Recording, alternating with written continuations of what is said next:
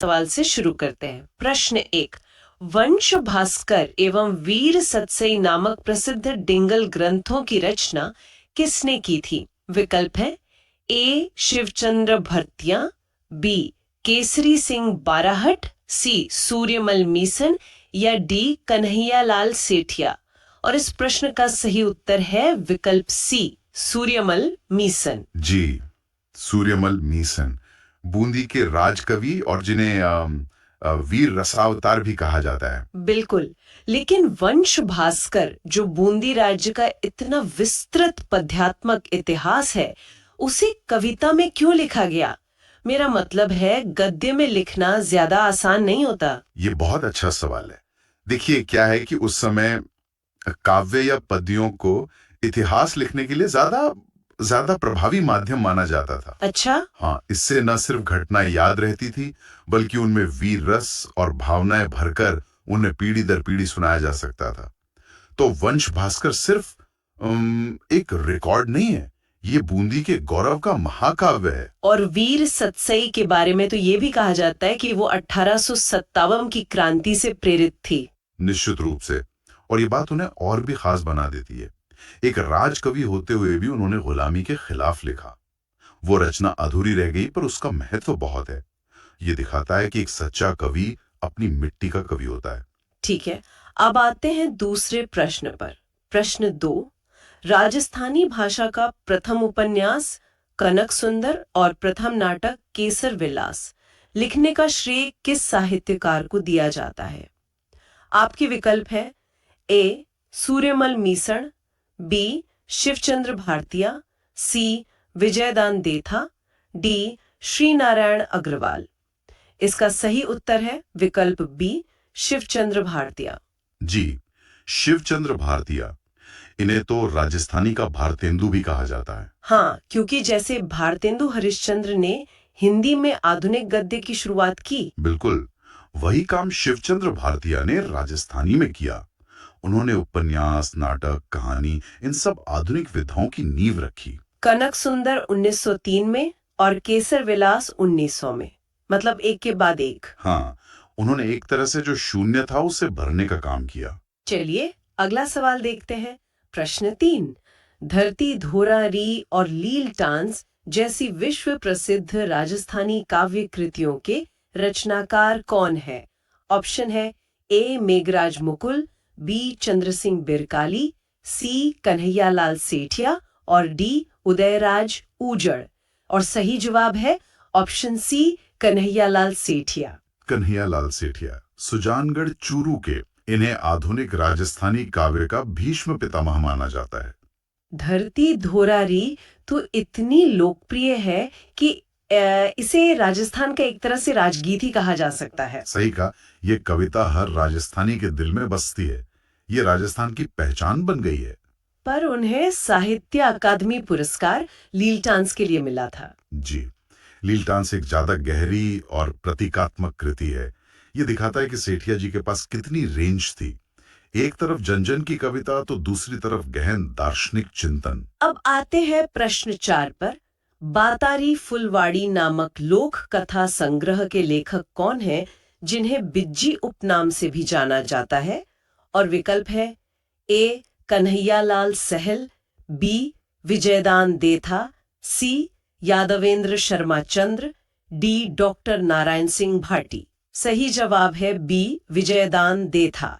बिज्जी ये सिर्फ एक नाम नहीं है, ये अपने आप में एक संस्था है। हाँ, जोधपुर के बोरुंदा गांव के।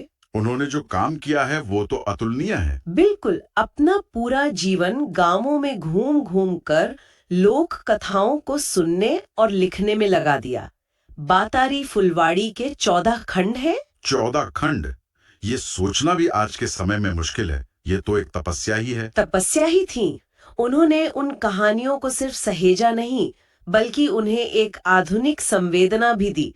तभी तो उनकी कहानियों पर पहेली जैसी फिल्में भी बनी। बहुत खूब।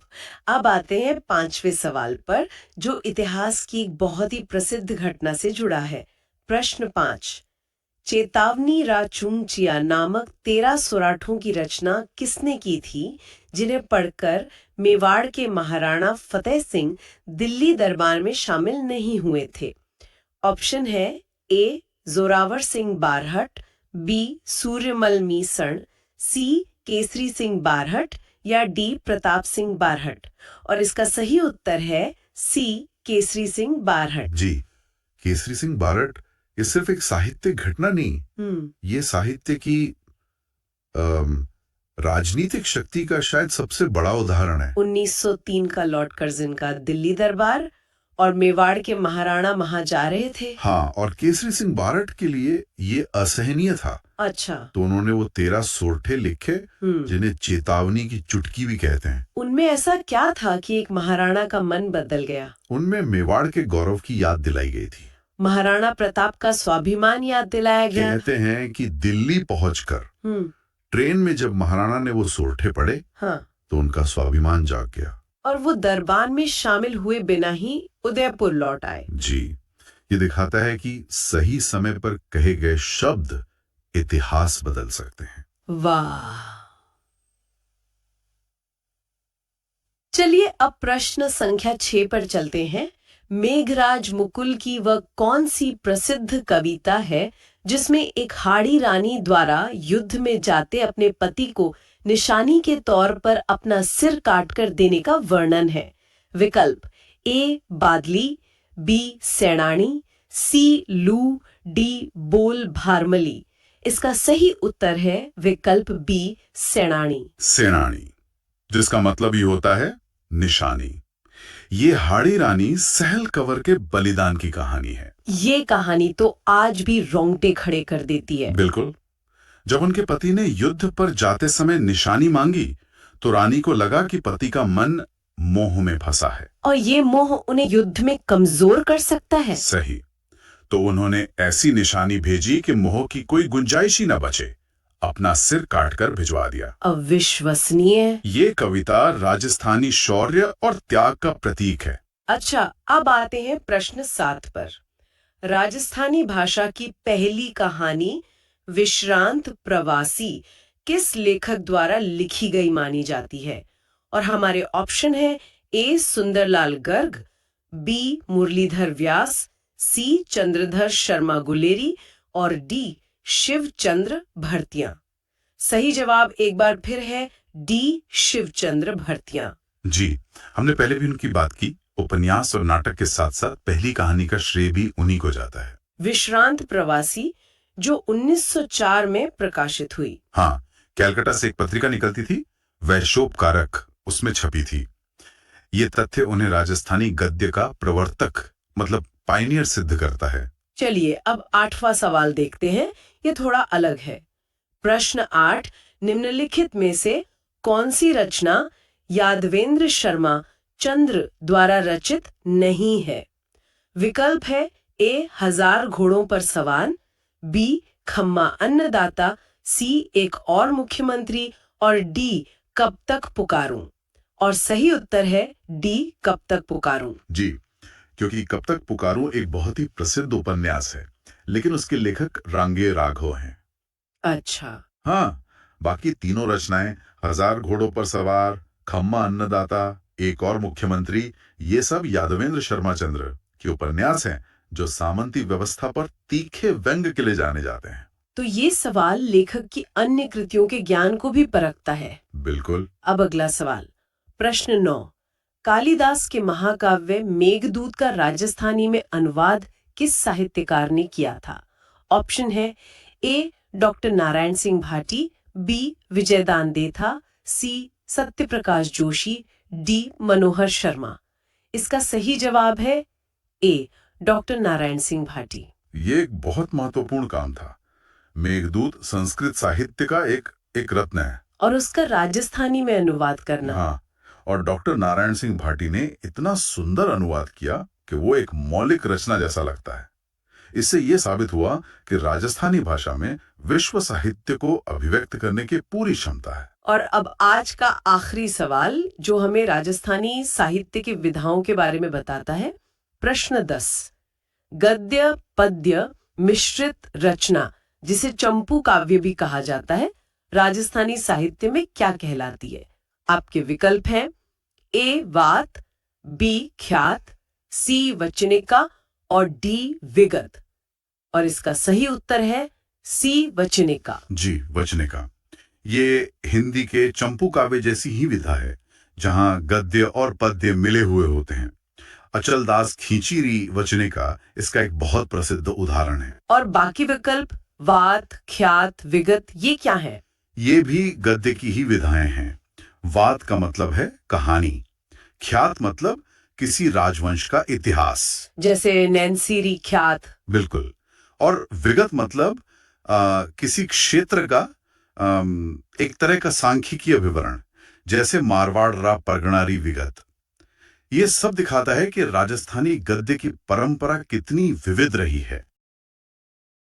प्रश्न संख्या 11। अलेखू हिटलर और स्वप्न प्रिया जैसी कृतियां किस साहित्यकार की हैं? और आपके विकल्प हैं ए रांगे राघव, बी विजयदान देथा, सी मनोहर प्रभाकर, डी श्रीलाल नथमल जोशी। तो इसका सही जवाब है ऑप्शन बी विजयदान देथा। जी बिल्कुल। और ये दोनों ही कृतियां प्रसिद्ध राजस्थानी साहित्यकार विजयदान देथा की हैं। विजयदान देथा मतलब बिज्जी। उनको तो ज्यादातर लोग बातानी फुलवाड़ी के लिए जानते हैं ना? हाँ बिल्कुल। वो उनकी लोक कथाओं की जो प्रसिद्ध श्रृंखला है, उससे ये दोनों रचनाएं अलग हैं।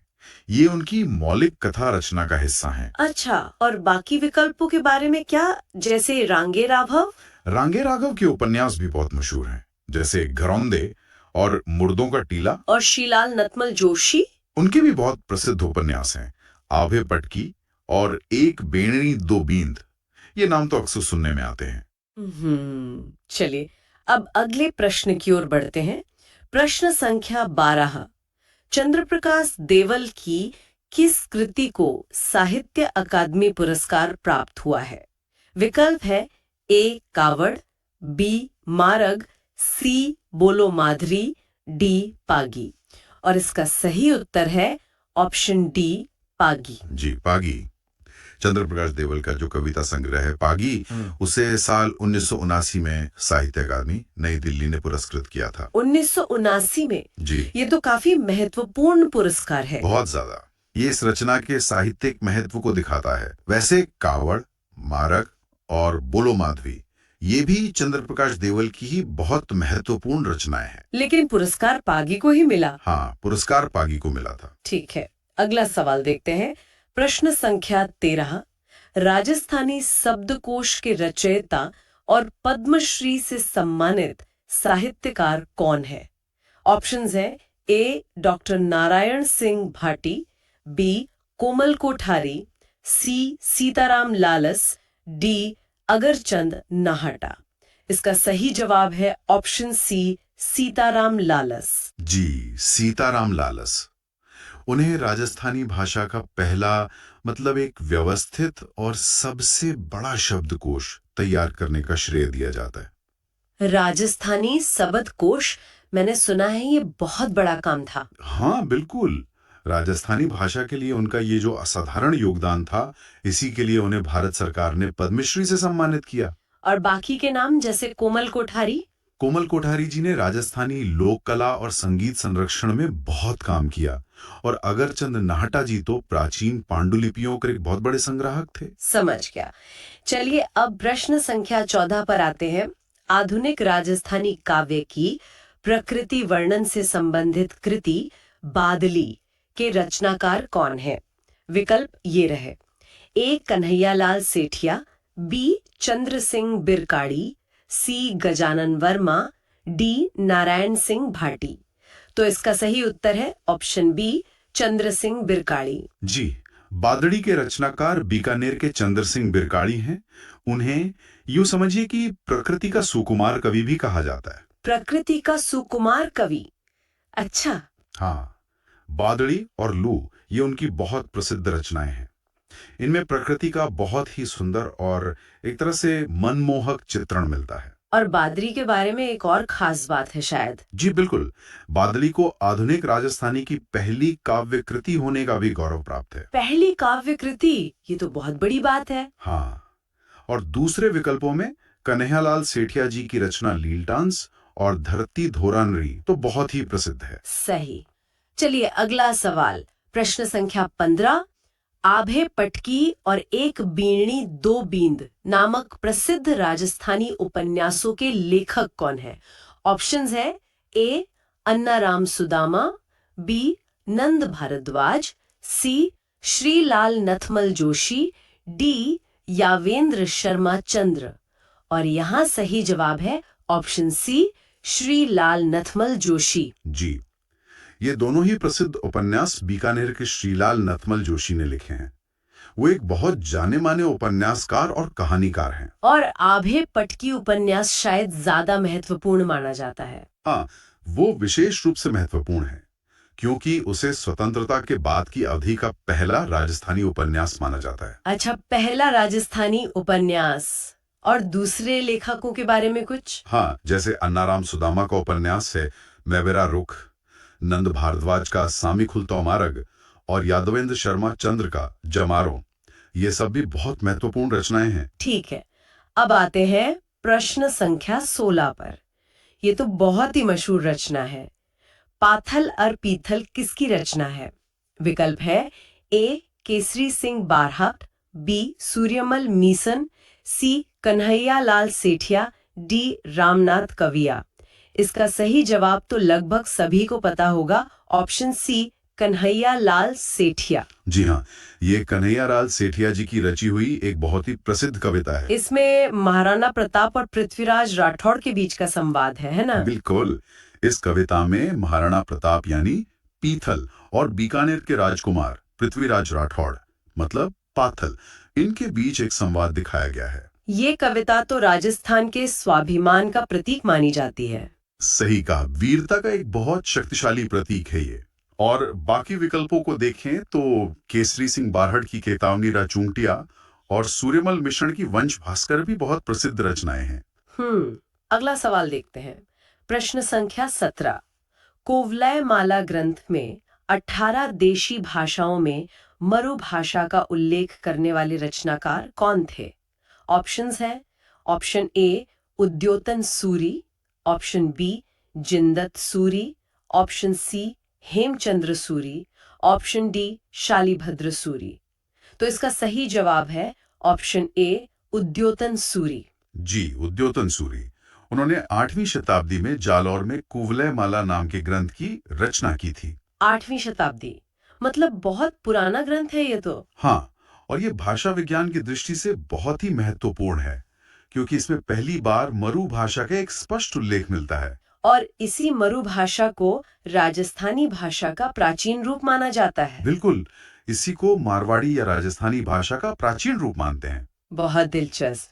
चलिए अब प्रश्न संख्या 18 पर, निम्नलिखित में से कौन सा युग्म यानी रचनाकार और रचना सुमेलित नहीं है? युग्म इस प्रकार हैं: ए मुरलीधर व्यास बरसगांठ, बी नृसिंह राजपुरोहित अमर चुनड़ी, सी सांवरदैया एक दुनिया म्हारी, डी चंद्र प्रकाश देवल बादली। तो इसमें से कौन सा जोड़ा सही नहीं है? सही जवाब है डी। जी, युग्म डी सुमेलित नहीं है क्योंकि बादली के रचनाकार चंद्र सिंह बिरकाली हैं, ना कि चंद्र प्रकाश देवल। हाँ, ये बात तो हमने पहले भी एक प्रश्न में की थी। जी, जैसा हमने पहले देखा, चंद्र प्रकाश देवल की प्रसिद्ध पुरस्कृत रचना तो पागी है। तो इसका मतलब बाकी तीनों युग्म सही है? हाँ, बाकी तीनों एकदम सही हैं।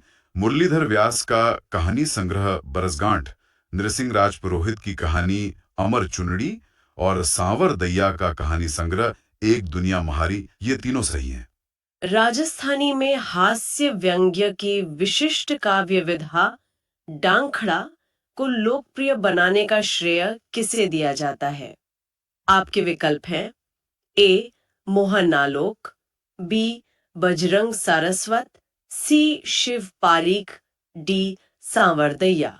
और इसका सही उत्तर है ऑप्शन ए मोहनालोक। जी, मोहनालोक। डांखड़ा विधा का जो प्रारंभ है और उसे लोकप्रिय बनाने का श्रेय वो मोहनालोक को ही दिया जाता है। ये डांखड़ा होता क्या है असल में? डांखड़ा राजस्थानी काव्य में एक 5 पंक्तियों का छंद होता है और यह विशेष रूप से हास्य व्यंग्य के लिए प्रसिद्ध है। अच्छा, और बाकी के लेखकों ने भी इसमें योगदान दिया है? हाँ, बजरंग सारस्वत और शिव पारिक ने भी इस विधा में महत्वपूर्ण योगदान दिया है, लेकिन इसके प्रणेता मोहन आलोक ही माने जाते हैं। और सांवरदैया? सांवरदैया का नाम एक अलग विधा के लिए आता है। उन्हें राजस्थानी में जापानी काव्य विधा हाइकू का प्रणेता माना जाता है। बहुत बढ़िया। अब हम आज के आखिरी सवाल पर आते हैं। प्रश्न संख्या 20। मैं द्रोणाचार्य बोलता हूँ कृति के लिए किसे मीरा पुरस्कार से सम्मानित किया गया था? विकल्प है ए श्री हरिराम मीणा, बी डॉक्टर जबरनाथ पुरोहित, सी श्री बलवीर सिंह करुण, डी डॉक्टर रामानंद तिवारी। और इसका सही जवाब है ऑप्शन सी, श्री बलवीर सिंह करुण। जी बिल्कुल, श्री बलवीर सिंह करुण उन्हें वर्ष 2005-6 के लिए उनकी कृति मैं द्रोणाचार्य बोलता हूं के लिए राजस्थान साहित्य अकादमी के सर्वोच्च मीरा पुरस्कार से सम्मानित किया गया था। अच्छा, 2005-6 में। जी, और इस सवाल के जो अन्य विकल्प हैं वो भी दिलचस्प हैं। श्री हरिराम मीणा को हाँ चांद मेरा है के लिए, डॉक्टर जबरनाथ पुरोहित को रेंगती हैं चींटियां के लिए, और डॉक्टर रामानंद तिवारी। और डॉक्टर रामानंद तिवारी को भारतीय संस्कृति के प्रतीक के लिए ये पुरस्कार मिला था। मतलब सभी विजेता हैं, बस कृतियां अलग अलग हैं। प्रश्न संख्या 21 है टाबरारी दुनिया के लिए जवाहरलाल नेहरू राजस्थानी बाल साहित्य पुरस्कार किसे प्रदान किया गया? आपके विकल्प है ओम नागर, किरण बादड़, मधु आचार्य आशावादी, राजेश कुमार व्यास। सही उत्तर है बी, किरण बादड़। जी, किरण बादड़ जी को ये पुरस्कार उनकी कृति टाबरारी दुनिया के लिए मिला। ये 2022-23 का पुरस्कार है और बाल साहित्य के क्षेत्र में ये बहुत बड़ा सम्मान है।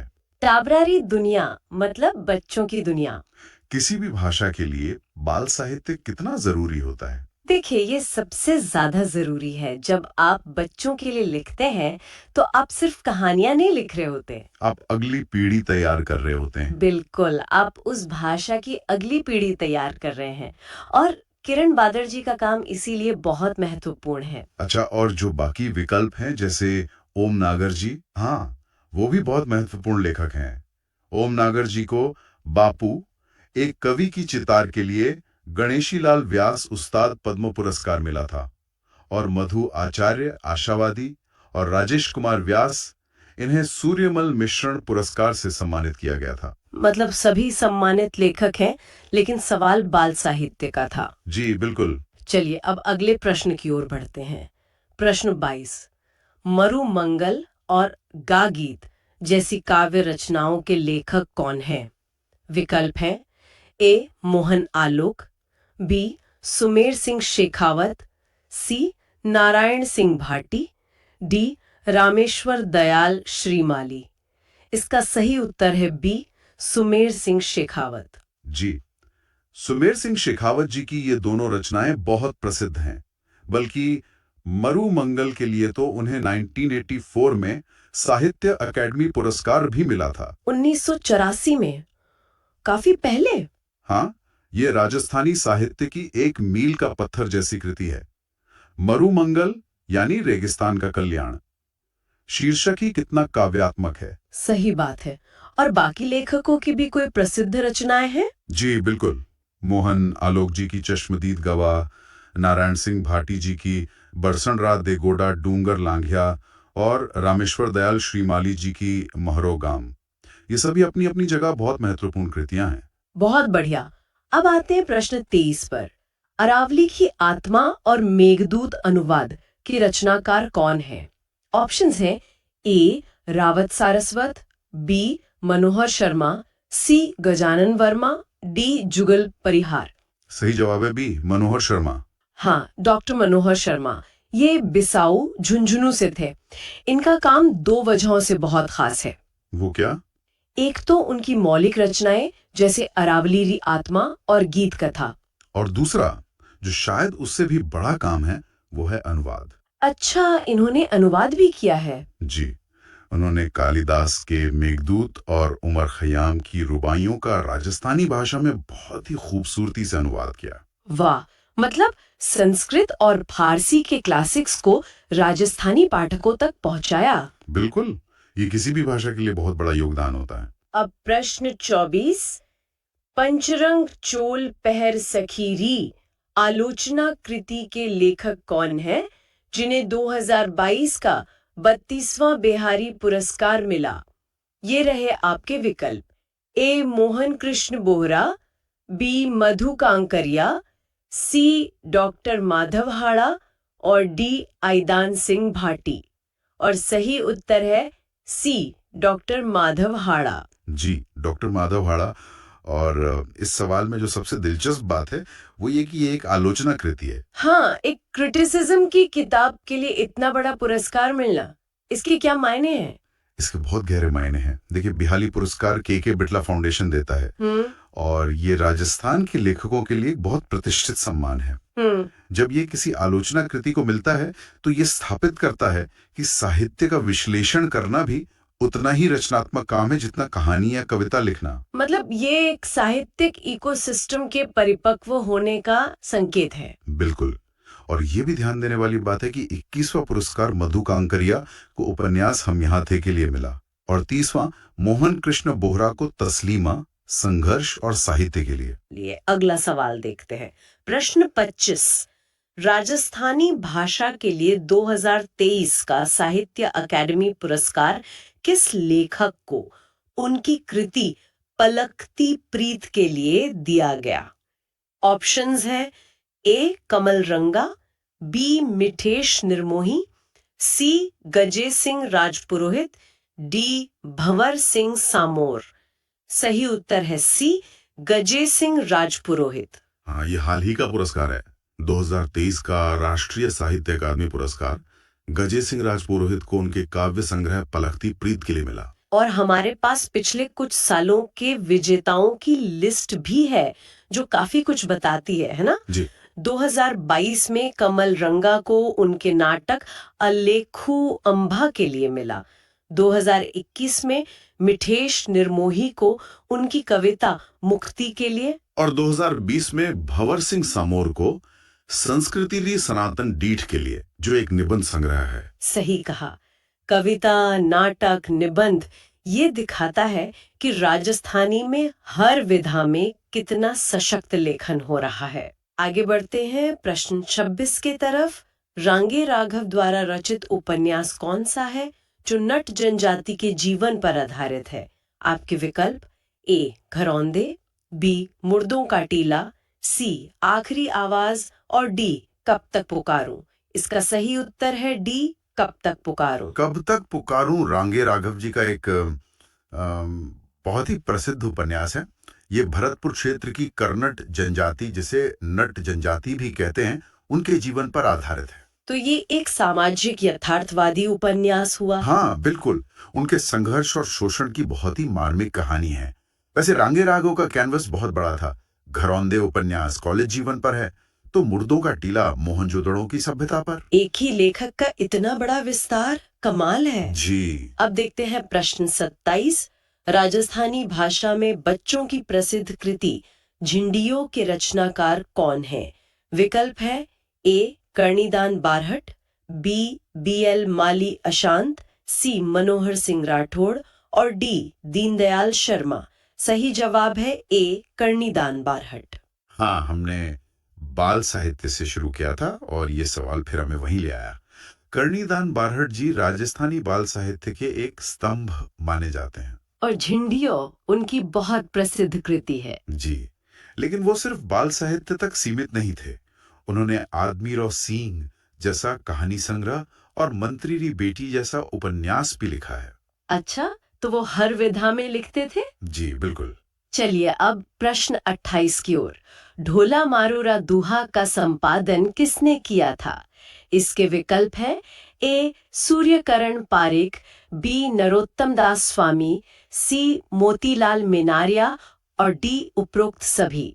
सही उत्तर है डी उपरोक्त सभी। ये एक बहुत दिलचस्प सवाल है। ढोला मारूरा दूहा राजस्थानी साहित्य का एक, कह सकते हैं, एपिक ग्रंथ है। ये सदियों से मौखिक परंपरा में था, तो जब इसे किताब की शक्ल दी गई तो ये काम किसी एक व्यक्ति का नहीं था। इसमें सूर्यकरण पारिक, नरोत्तम दास स्वामी और राम सिंह जैसे कई बड़े विद्वानों ने मिलकर काम किया। तो ये एक सामूहिक प्रयास था। हाँ, एक तरह से ये एक अकादमिक काम से ज्यादा एक सांस्कृतिक बचाव अभियान था, बिखरी हुई विरासत को सहेजना। बहुत खूब। अब आते हैं प्रश्न 29 पर। बिना हसल पाई नामक समीक्षाकृति के लेखक कौन है जिन्हें साहित्य अकादमी पुरस्कार मिला? आपके ऑप्शंस: ए नीरज दहिया, बी बुलाकी शर्मा, सी मधु आचार्य आशावादी, डी रामपाल सिंह। और सही उत्तर है ए नीरज दहिया। जी, नीरज दहिया। इन्हें 2017 का राजस्थानी भाषा का साहित्य अकादमी पुरस्कार मिला था। और फिर से देखिए, ये पुरस्कार एक समीक्षात्मक कृति यानी रिव्यू वर्क के लिए है। ये दूसरी बार है आज की चर्चा में कि एक आलोचना या समीक्षा कृति को इतना बड़ा सम्मान मिला। हाँ, ये दिखाता है कि साहित्य अकादमी भी सिर्फ कविता या कहानी तक ही सीमित नहीं है, बल्कि गंभीर साहित्यिक विमर्श को भी पूरा सम्मान देती है। बिल्कुल सही। और अब आज का आखिरी सवाल, प्रश्न 30। प्रसिद्ध हिंदी उपन्यास महाभोज की लेखिका कौन है जिनका संबंध राजस्थान से रहा है? विकल्प ये रहे: ए प्रभा खेतान, बी मन्नू भंडारी, सी नासिरा शर्मा और डी ममता कालिया। सही उत्तर है बी मन्नू भंडारी। मन्नू भंडारी जी हिंदी साहित्य की एक बहुत बड़ी हस्ती। उनका जन्म तो मध्य प्रदेश में हुआ था, लेकिन उनका राजस्थान से एक बहुत गहरा रिश्ता था। वो किस तरह? उनका विवाह प्रसिद्ध राजस्थानी लेखक राजेंद्र यादव जी से हुआ था। इस वजह से उनका राजस्थान से एक अटूट संबंध बन गया। और महाभोज तो भारतीय राजनीति पर एक क्लासिक उपन्यास माना जाता है। भारतीय राजनीति में जो नैतिक पतन है, उसे ये उपन्यास बहुत ही बेबाकी से दिखाता है। उनकी आत्मकथा एक कहानी यह भी के लिए उन्हें व्यास सम्मान भी मिला था। तो ये एक बेहतरीन उदाहरण है कि कैसे लेखक और साहित्य भूगोल की सीमाओं में नहीं बंधते। बिल्कुल। उनकी एक पहचान उनकी जमीन से होती है, तो दूसरी उनके कर्म क्षेत्र से।